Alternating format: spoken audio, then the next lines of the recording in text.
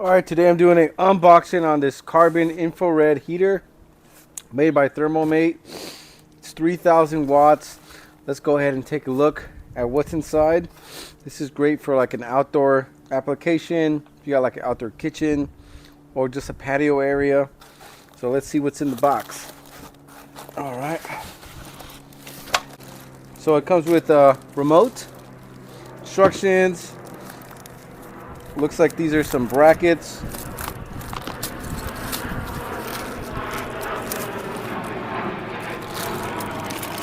Got some brackets to hang it on.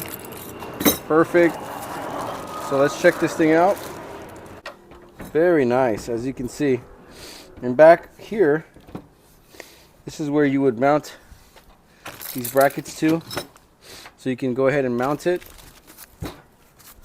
Obviously you have your temperature control here and a timer as well.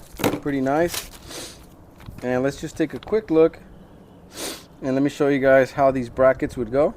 So you want to go ahead and connect this at an angle, your heater. You never want to have it straight. You want to have it angled down like a 45 when you install it, per the instructions as well. All right. And there's a switch on here too if you want to use it manually, and this is what you can turn it on here. You basically keep this switch on here, keep that switch on, and then with the remote you have your settings for your heater, temperature up and down, and a timer. All right, and like I said, these brackets pretty easy to install. Let's go on the back side. It has this nice heat shield.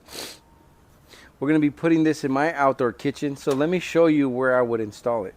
All right, so here's my outdoor kitchen patio. So I wanted to back up real quick so you can see the whole view.